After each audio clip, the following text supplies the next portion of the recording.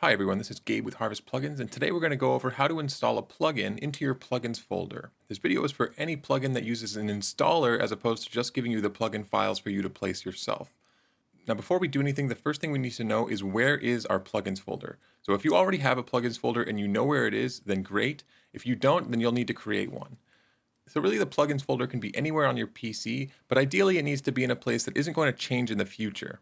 I'd recommend doing this by opening up a file explorer and then going into your program files to create this folder. The folder can be called anything you want, but I've named mine VST plugins. So now that we know where we want the plugin to be installed, let's go ahead and install the plugin. So the first thing I'll do is open up my browser, and then I'll download the installer from our website here. Once that's done, I'm going to click on it and open it, and I can actually run the .exe straight from the folder. Just hit run. When the user account control asks for permission, go ahead and say yes.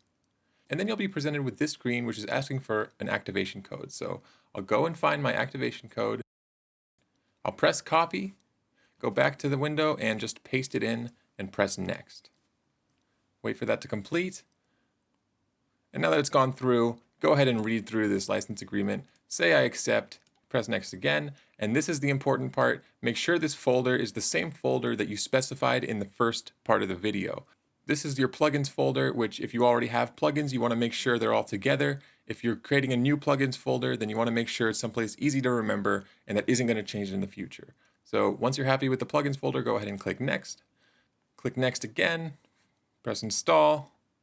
And now that that's finished, we're going to press finish, and there we go, we're successful. The plugin is already installed into our directory. So the important parts of that were making sure it's going into the right folder that you want, and also making sure you have the activation code on hand, ready to activate.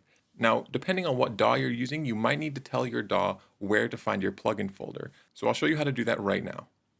Okay, so starting with Ableton, the steps are click Options, then go to Preferences.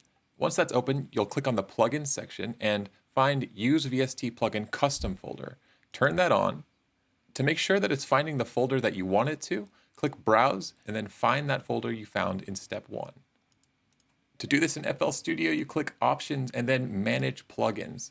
Once that's open, you need to click this folder with a plus icon right here and just find that folder you created in step 1, and that should set up the plugin folder correctly in FL Studio. In Studio 1, you'll need to click Studio 1, press Options, go to Locations, VST Plugins. Then at the bottom, click Add and then find your folder created in step 1. In Cubase, you'll need to go up to the Studio tab and click VST Plugin Manager. Now, once you're here, you're going to find the gear icon at the bottom. Click that, and then you're going to want to click the plus icon right here. Once that's open, you can choose your plugin folder located in the first step of this video. In Reaper, you'll need to click Options and then Preferences, and on the left side, find under Plugins, find VST, and then find Edit Path List right here, Add Path. This is where you'll find your plugin folder created in the first part of the video. In Bitwig Studio, you'll need to click File, then Settings, and then find Locations on the left side here. Under Plugin Locations, you can click Add Location. This is where you'll find your plugin folder, which you created in the first part of the video. In Cakewalk, you'll need to press Edit, then Preferences.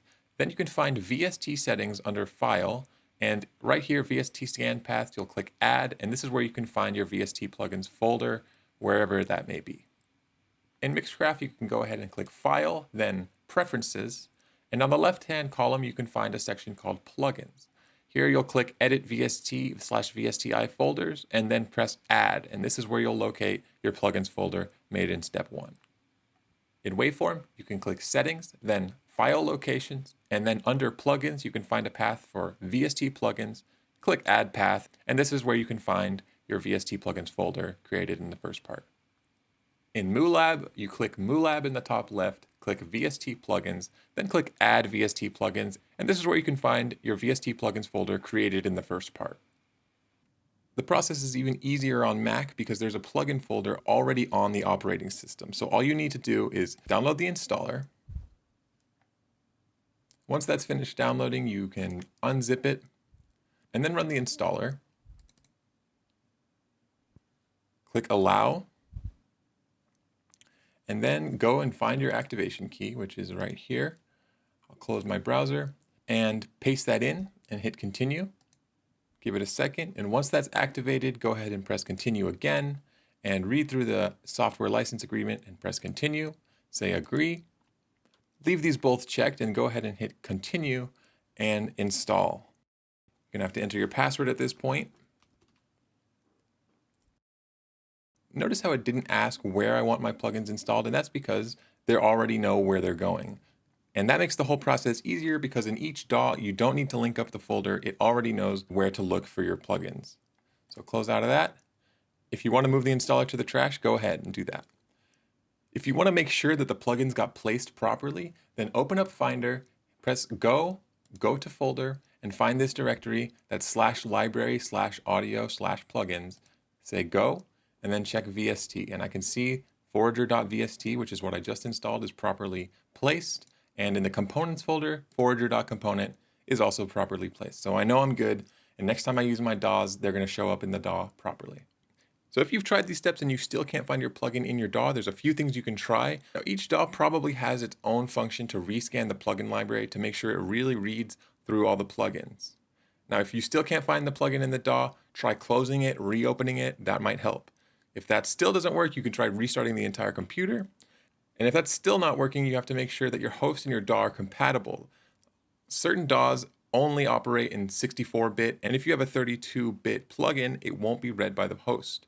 If you're trying to get a DAW to read VST3, you have to make sure that's compatible. If you're still not finding the plugin in the DAW, then there's something wrong, and you need to make sure that the file is properly linked up and your DAW is properly looking at the right folder. So that's it for this video. I hope this helped you out. Thank you so much for watching. This has been Gabe with Harvest Plugins, and we'll see you on the next one.